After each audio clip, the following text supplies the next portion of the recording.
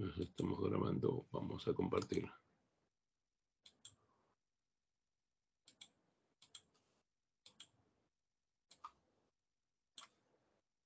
Bueno, estamos en la clase 27, nos faltan prácticamente alrededor de 6 clases, ¿no?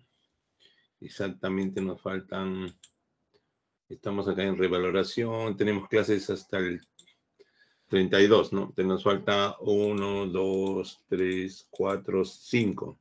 5 clases teóricas para terminar la parte teórica. Vamos a ver hoy día lo que es revaloración estadística. Vamos a dar una explicación estadística más o menos para que vean cómo se hace el análisis en un trabajo de investigación, ¿no?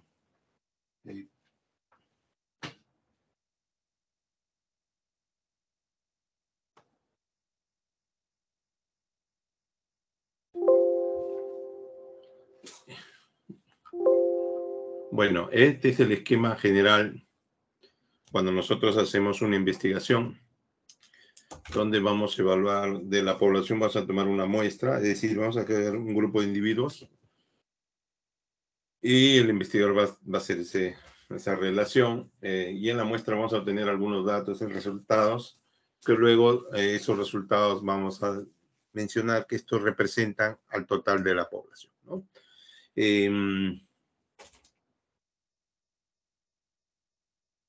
Esta acción se llama muestreo y el otra inferencia estadística, que son los estadísticos que se aplican, ¿no? Más o menos el mismo esquema. Una vez que tenemos los datos, primero vamos a hacer una estadística descriptiva y luego las pruebas estadísticas, que es parte de la estadística inferencial, ¿no? Las pruebas estadísticas de medicina, en realidad los médicos a veces no valoran esta información, pero es importante, por lo que permite evaluar medicina basada en evidencia, ¿no? A veces nos presentan un trabajo de investigación con la ventaja de un nuevo producto, lo cual no es cierto, ¿no? No muestran gráficos y en realidad el avance no es estadísticamente significativo, ¿no? También nos permite para evaluar que si la nueva literatura que revisamos es adecuada, ¿no? ¿Qué hacen los editores de revistas? Tratan de excluir los artículos que han planeado o analizado de modo incorrecto, pero pocos tienen la capacitación formal en estadística, ¿no? Ya Williamson y colaboradores vieron que el 20% de la información de investigación no reunían los criterios de validez, ¿no? O sea, es una cantidad importante y así no dan interés a la estadística, ¿no? El New Journal in Medicine, bueno, ha mejorado. Lo que reporta es que la mayoría hacen estadística descriptiva, como muchos de ustedes, ¿no? Que llega casi al 90%. Esto debe ser cambiado, ¿no? ¿Para qué se emplea en medicina la estadística? Básicamente es para la interpretación de estadísticas vitales, es decir, nacimientos, mortalidad, ¿no? Comprensión de problemas epidemiológicos, ¿no? Para efectuar diagnósticos y para desarrollar tratamiento, ¿no? Tratamiento, una forma terapéutica, por ejemplo, ha sido preventivo en este caso el COVID, ¿no? Y diagnósticos son las pruebas diagnósticas que cada vez tenemos. Y también el COVID ha sido importante, ¿no? Porque se han pedido algunas pruebas que han ayudado al diagnóstico de básicamente a la descompensación del COVID, ¿no? Nos sirve también para problemas de cuando vamos a hacer inversión sanitaria, ¿no? Ver dónde se prioriza. Y básicamente es para interpretación e información acerca de los fármacos. Otros usos también es uso en procedimientos diagnósticos, mantenerse informado. Cuando evaluamos un protocolo de estudio de artículos, ¿no? Cuando participamos en un proyecto de investigación, ¿no? Para eso utilizan la estadística, ¿no? En realidad la estadística no corrige un diseño incorrecto. Si ustedes han diseñado mal su investigación, van a tener muy malos resultados. Primero, cuando tienen sus datos, ¿no? Ahí se encarga la estadística. Ustedes van a hacer, lo primero que tienen que hacer es un análisis exploratorio de qué datos tienen y qué datos cuentan ustedes, ¿no? Eso se llama un análisis exploratorio de los datos, ¿no? Este análisis exploratorio de datos, ¿no? Es un conjunto de técnicas estadísticas que va a permitir evaluar con métodos sistemáticos y sencillos, evaluar la calidad y consistencia de sus datos, ¿no? Va a permitir organizar los datos para luego analizarlos, ¿no? La segunda característica que permite esto es determinar la distribución de una variable, ¿no? Nos va a permitir ubicar los datos ausentes, ¿no? O datos perdidos, ¿no? Que de repente no han sido recolectados. Los datos que son atípicos. Estos datos atípicos quiere decir, por ejemplo, ustedes están trabajando con hipertensión arterial, no con presión arterial. La mayoría está entre 80 y 120, la presión arterial diastólica. Pero resulta que este individuo tiene 240, ¿no? Entonces es un dato atípico, raro, ¿no? Que sale fuera del promedio. A eso se denominan los datos atípicos. La quinta característica nos sirve para verificar los requisitos que deben cumplir los datos, ¿no? Este grupo de datos para ver qué prueba estadística le vamos a aplicar, ¿no? Y básicamente para pruebas estadísticas multivariadas, ¿no? Tenemos, ya que van a requerir supuestos, ¿no? Para que se puedan aplicar determinada prueba, se requieren algunas características que va a permitir aplicar una prueba u otra prueba, ¿no? La más conocida son para evaluar la normalidad, ¿no? Las dos pruebas bastante conocidas, Kolmogorov-Smirnov y Shapiro-Wilks, para ver la linealidad, que es el gráfico QQ, ¿no? Es el gráfico QQ que más adelante vamos a ver, la homoscedasticidad, la prueba de Leven, ¿no? Son entre las más conocidas, ¿no? Y también nos ayuda este análisis exploratorio resumir los datos, nos permite categorizar las variables y ver el punto de corte, ¿no? Entonces, miren, este acá análisis exploratorio de datos, vamos a ver de distribución de frecuencia, distribución de datos, ver que los resultados sean uniformes, puede ser normal, una distribución normal, o puede estar sesgada hacia uno de los lados, ¿no? Normal es la campana de Gauss, pero sesgada es cuando está inclinada un grupo de datos hacia un lado o hacia el otro, ¿no? Nos va a permitir también esta transformación estándar. Estos datos, si no tienen una distribución normal, los podemos transformar mediante fórmulas y para hacerlos normal y poder aplicar las pruebas estadísticas, ¿no? Nos permite la estimación de medidas, las estándar, la dispersión, la aritmética. Nos permite gráfico de datos, este análisis exploratorio, ¿no? Las etapas, en realidad, del análisis exploratorio, primero vamos a ver un examen, vamos a ordenar los datos. Vamos a ver un examen gráfico en la naturaleza de datos, vamos a ver si hay relaciones entre las variables, vamos a ver si los supuestos básicos están, que habíamos mencionado, normalidad, linealidad y homoscedasticidad. Homoscedasticidad quiere decir las varianzas parecidas, ¿no? Y vamos a identificar los casos atípicos y los casos perdidos, ¿no? Los datos perdidos, ¿no? Bueno, la base de datos hay que trabajar primero, ¿no? Nos permite esta base de datos identificar las variables que ya habíamos mencionado en las clases anteriores, ¿no? Del tipo de variables, ¿no? Generalmente, donde registramos, la mayoría de pruebas estadísticas aceptan de manera universal que sea el Excel, ¿no? De ahí lo podemos exportar a cualquier prueba estadística. La mayoría de software estadístico tiene su propio, para rellenar su base de datos, ¿no? Pero de repente ustedes lo deben manejar en Excel para pues transformarlo, ¿no? Si es que no tienen a la mano en todas las laptops, en todas las computadoras, este software estadístico, ¿no? Bueno, ¿qué queremos hacer primero? Graficar, agrupar los datos y obtener algunas medidas. Eso es lo que vamos a hacer, ¿no? Entonces, en los gráficos, ¿no? Ahí tenemos el gráfico tallo-hoja, ¿no? Sting and General Leaf, ¿no? No van a ver para las variables cuantitativas, vamos a hacer el tallo y las hojas, ¿no? Y acá vamos a ver, no hay cantidad de tallo de hojas que se puedan seleccionar, entre 5 a 20. Nos permite identificar este gráfico de tallo, simetría de datos, variabilidad de datos, presencia de datos atípicos, concentración de los datos y brechas del conjunto de datos. Este es un primer análisis, ¿no? Vamos a ver que este es el gráfico, ¿no? Que nos arroja, miren, acá está. Tenemos acá hay 5 individuos, ¿no? Este sería 41, 42, 45, 47 y 48. Este es las centenas y este es las unidades, ¿no? Este es el gráfico tallo, serían estos valores. Y las hojas serían el grupo de números. Acá 50, 51, 53 y así, ¿no? Y vamos a ver que ya vemos una distribución ya, ¿no? De datos, ¿no? parece normal esta distribución, ¿no? Estos son un grupo de datos, ¿no? Tallo hoja, ¿no? Vamos a ver que es 1.0, ¿no? De acá miren estos datos, nuevamente estos datos, ¿no? Miren, ya dibujamos una rayita para que no vean la distribución, ¿no? Es así como arrojan los programas estadísticos, de esta manera, ¿no? Acá nos dice, en este lado nos dice cuántos sujetos tienen, y acá tenemos las centenas y los decimales, ¿no? En este caso hay 9 objetos y acá hay 9 casos, ¿no? O 9 medidas, ¿no? Luego tenemos las cajas block spot, ¿no? Que es un rectángulo donde van a estar básicamente la mediana, cuartil 1, cuartil 3, un valor máximo y un valor mínimo. Es decir, van a usar 5 medidas, ¿no? Esto nos permite también información de la tendencia central, la dispersión y la simetría, ¿no? Este es el gráfico boxplot, ¿no?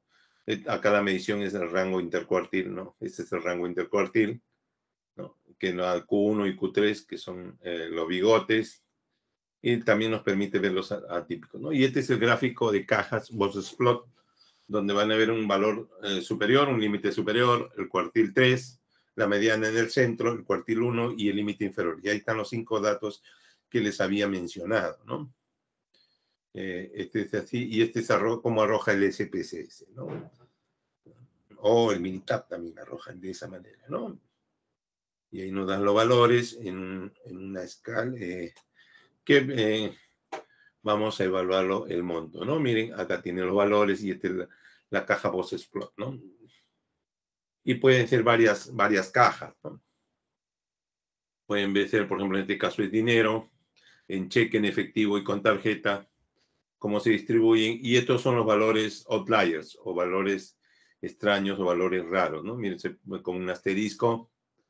Miren, como verán, tiene diferentes formas. Estos cajas boxplot. Cuando es el centro, nos va a indicar que es simétrico, que está en el medio, ¿no? Cuando está distribuido igual para ambos lados, nos va a decir que es una distribución de tipo normal, ¿no? Si está muy dispersa, vamos a ver gráficos grandes, ¿no? De distribución simétrica. Podemos ver una simetría positiva cuando la mediana se acerca al cuartil 1, ¿no? Ojo, miren, este es el cuartil 1, hacia abajo, y hacia arriba es el cuartil 3, ¿no? Entonces, cuando es hacia abajo, la simetría positiva, y al cuartil 3, asimetría negativa, ¿no? Nos va a permitir también ver una distribución sesgada, una distribución muy homogénea, ¿no?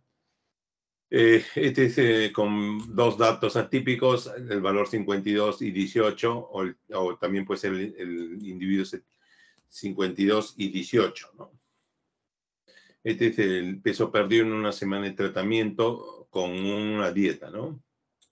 Solo dieta más anaeróbicos, cuánto han perdido, el peso, la cantidad de peso perdido, y un dato raro, outliers, ¿no? También se hace una agrupación de datos de manera inicial, ¿no? Se agrupan los datos, nos vamos a dar en tabla de frecuencias o en distribución de frecuencias, ¿no? La tabla de distribución de frecuencias lo van a revisar en estadística y sigue esta fórmula, ¿no? Que nos permite dar la clase media, la frecuencia acumulada, la frecuencia relativa, ¿no? Nos permite agrupar este dato, ¿no? También tenemos la gráfica de contingencia cuando cruzamos dos variables. En este caso, por ejemplo, tenemos religión y sexo, ahí están cruzadas, ¿no?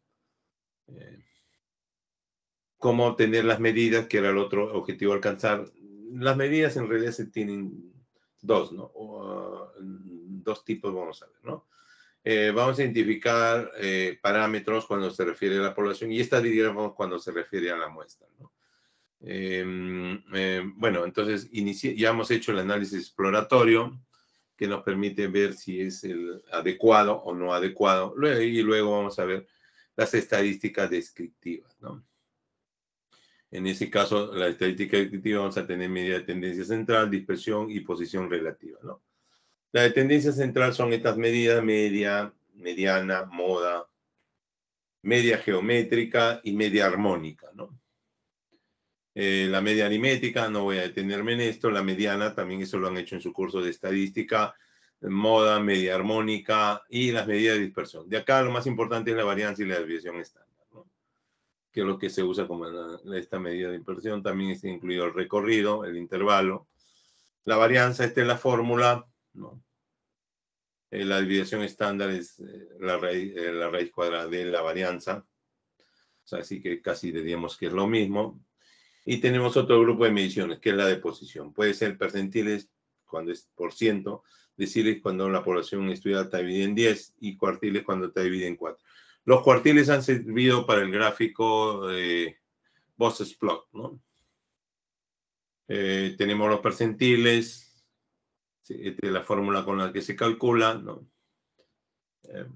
También tenemos la medida descriptiva, nos va a permitir ver si tiene curtosis o asimetría, ¿no? Entonces, la mayoría tiene, la curtosis es la altura de la curva, ¿no? Y el sesgado si está hacia un lado u otro lado, ¿no? La curtosis no va a determinar si tiene forma plana, picuda la curva de distribución de datos, ¿no? O si tiene una distribución normal, ¿no? Entonces, la simetría 0 con curtosis positiva quiere decir que tiene una punta grande y está en una distribución pareja, ¿no?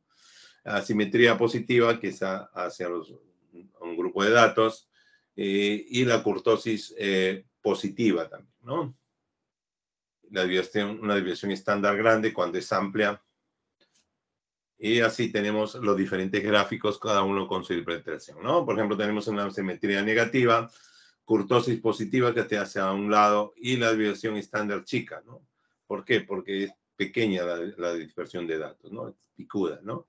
Asimetría 0, miren acá tiene esta visión, ¿no? Curtosis positiva y desviación estándar chica. Esta es casi prácticamente una distribución normal, ¿no? Igual, ya este es platiforme, ¿no? Tiene una asimetría, la curtosis de 0 y también se hace con programas de análisis exploratorio, ¿no? El que más usamos es el SPSS, ¿no? Vamos a ir a explorar y vamos a escrutar los datos, vamos a ver los datos atípicos, revisar los supuestos, ¿no? Entonces, vamos a empezar con el análisis de explorar, vamos a introducir las variables que nos interesan y luego vamos a ver estadístico descriptivo, estimadores robustos centrales, valores atípicos y percentiles, ¿no? Para obtener todo lo que hemos mencionado hasta ahora, ¿no? Y en los gráficos nos va a interesar el tallo hojas, histograma, ¿no? Vamos a mostrar los valores, ¿no? Acá vamos a mostrar los valores, ¿no? Y nos sale este primer resultado de análisis exploratorio de datos. Ahí tenemos media, varianza, todo lo va, curtosis, asimetría, amplitud, ¿no? Tenemos valor máximo, mínimo, el rango que se rige en este grupo de variables, ¿no? Tenemos la prueba de Kolmogorov-Smirnov para ver si tiene normal o no es normal. Tenemos el estimador es M, ¿no? Que tiene que ver el pi ponderado de Stuckey, el estimador M de Hanger, la onda de Leonsis, el estimador M de Hoover, ¿no? Que son para ver si la medida de tendencias son robustas, sí, y esto va a permitir que sea la media y la mediana, ¿no? Cuando tenemos otro valor de la percentil 5, 10, 25, 50, 75, 90 y 95, ¿no? Miren, 5 vasos con valores mayores y menores, los valores extremos, ¿no? Nos muestra así, de esta manera. La estadística como Smirnov, la prueba de Levin, ¿no? Acá tenemos la prueba de Levin, que es la homoscedesticidad, que le habíamos mencionado también. Tiene que ver con la homogeneidad de la varianza, ¿no? El histograma, miren este histograma, ¿no? Grupo de gasto de turista por día, que este más o menos tiene una distribución casi normal, ¿no? Miren, este tiene una casi distribución normal. El histograma también nos permite evaluar esa. Este es el gráfico tallo hoja que también arroja el programa, ¿no? En esto ya ustedes más o menos interpretan de manera más sencilla. Tenemos los gráficos QQ, ¿no? Debe seguir una curva simétrica y centralizada, ¿no? El gráfico QQ, nuevamente, acá tenemos Boss's plot, los gráficos Boss's plot y los outliers, que son los datos raros. Vamos a ver la mediana, tercer percentil, primer cuartil y tercer cuartil, los valores extremos, ¿no? Y luego que hemos hecho ya esta estadística descriptiva, tenemos la estadística inferencial, ¿no? Las estadísticas inferencial son las más conocidas, las pruebas estadísticas, ¿no? Tenemos dos grupos, la estimación y prueba de hipótesis. La prueba de hipótesis son las pruebas estadísticas, ¿no? La estimación son los puntual, no se usa, se usa el intervalo de confianza. Entonces, para toda prueba podemos tener un intervalo de confianza y una prueba estadística mediante la prueba de hipótesis. Este es la estimación de intervalo de confianza, cómo se calcula, este es el error estándar que se le va a sumar o restar, ¿no? Por intervalo de confianza. ¿Cómo se calcula? Y vamos a ver que cada prueba tiene su forma de calcular el intervalo de confianza, ¿no? Las pruebas de hipótesis no permiten la preposición de no diferencia, de conformidad, no al cambio y no independencia, ¿no? Esta es la curva de probabilidad, ¿no? Región de rechazo o de región de no rechazo, ¿no? Y acá está el grupo de valor significativo y tiene, por supuesto, un valor crítico, ¿no? El análisis de los datos va a depender de la escala de medición de las variables, ¿no? Para escoger qué estadístico de prueba hipótesis vamos a emplear. La manera como se ha formulado la hipótesis también es bastante importante y el interés del investigador, hasta cuán profundo quiere llegar, ¿no? Eso es lo que le interesa al investigador, que es lo más importante. Nuevamente, vamos a ver que el investigador lo puede dividir de esta manera. Primero hacer una estadística detectiva, luego a buscar asociación. Para eso puede ser el chi cuadrado, si es casos y controles, o R, ¿no? Y el riesgo relativo, si es cohortes, o un de correlación, ¿no? Una correlación numérica, que puede ser con distribución normal o no distribución. Pero también puede aplicar análisis multivariado, ¿no? La más conocida es la regresión logística, pero hay muchos más, hasta redes neuronales, ¿no? Tenemos que nos va a permitir, si es una variable interválica proporcional, va a ser una estadística paramétrica, y si una variable ordinal o nominal, va a utilizar la estadística no paramétrica. Ya no está diferenciando que hay estadística paramétrica y no paramétrica. La estadística paramétrica tiene que ver mucho con la distribución normal, ¿no? Entonces ahí va a haber un análisis de la varianza importante. Esto de acá hace la creación de prueba hipótesis, puede ser para una sola variable, para tantas paramétricas, para no paramétricas y para multivariables, ¿no? Las pruebas de hipótesis, cada una es una prueba, ¿no? Tenemos pruebas paramétricas, no paramétricas, pruebas univariadas y pruebas multivariadas, ¿no? Y vemos acá las pruebas paramétricas, ¿no? Recuerden aquel grupo de datos que tiene una distribución numérica o distribución normal, ¿no? Si no es una variable, es numérica y no tiene distribución normal, tendríamos que utilizar una prueba no paramétrica. Si tenemos grupo de grupos comparables, si es cuantitativa, vamos a utilizar el parámetro la media, ¿no? La prueba estadística va a ser la prueba Z o la prueba T. La prueba T cuando tenemos pocos números de pacientes, ¿no? El parámetro poblacional es la media y adicionalmente la varianza, ¿no? La prueba T y la prueba Z, ¿no? La prueba T generalmente cuando son pocos individuos se dice que menos de 30 y la prueba Z sí tolera mucho más cantidad de individuos, ¿no? Si tenemos dos grupos, tenemos cuantitativa y categórica. Tenemos la media, la diferencia de medias, porque ya son dos poblaciones, ¿no? Tenemos prueba de comparación de medias, ¿no? Prueba de datos apareados o no apareados. En cuanto a las varianzas, prueba de comparación de varianza con la prueba de F de Snedeker, ¿no? Para el tipo de variable categórica, ¿no? Y cuando tenemos más de tres grupos, es cuantitativa, básicamente acá más de tres grupos son las pruebas multivariadas, ¿no? Tenemos el análisis de la varianza, que forma a partir de la prueba F, si es numérica, y la prueba de Barley para comparación de la varianza, que también podríamos usar, ¿no? Acá tenemos las pruebas no paramétricas y acá vamos a destacar la prueba de chi cuadrado.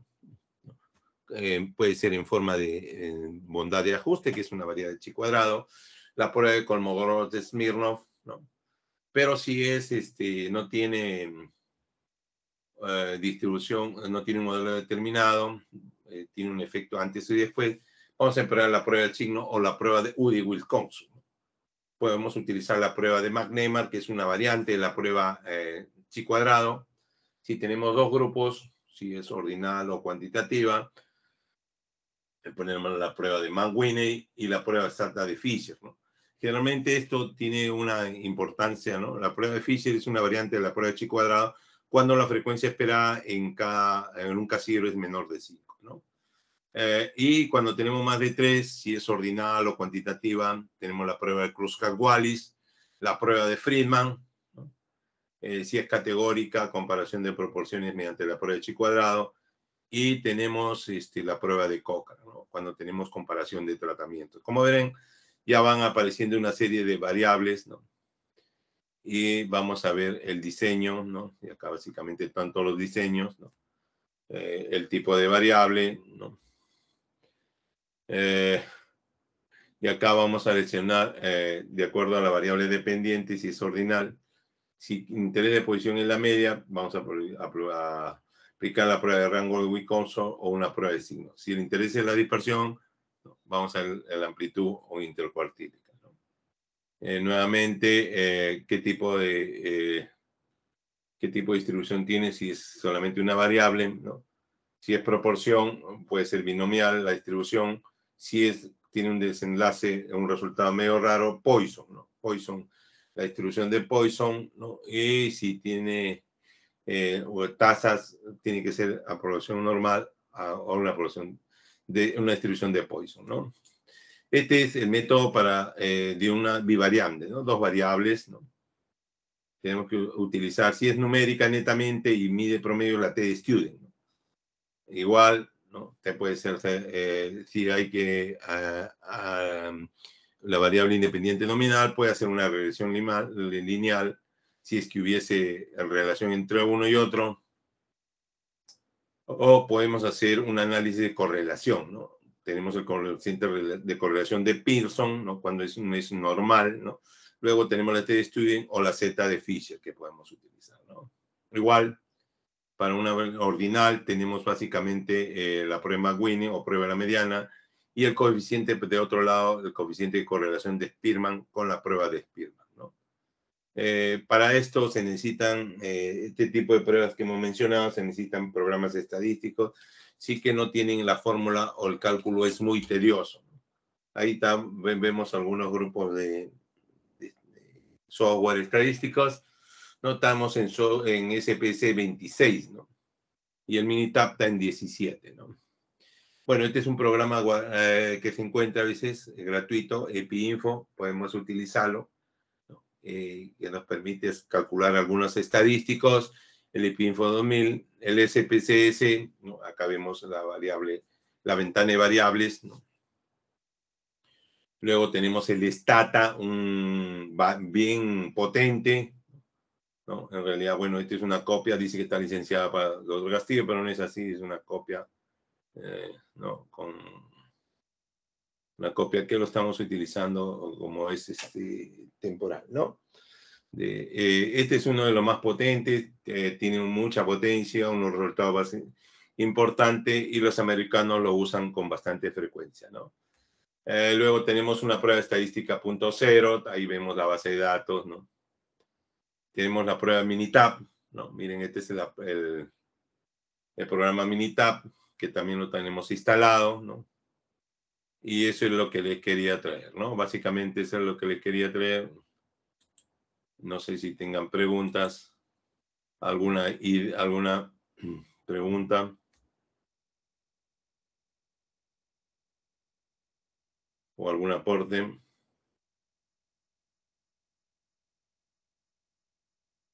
¿Todo claro?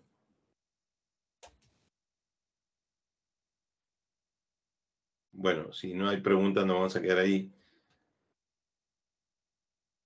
Gracias, chicos. Gracias, doctor. Gracias, doctor. Gracias, doctor. Gracias, chicos. Gracias. Gracias.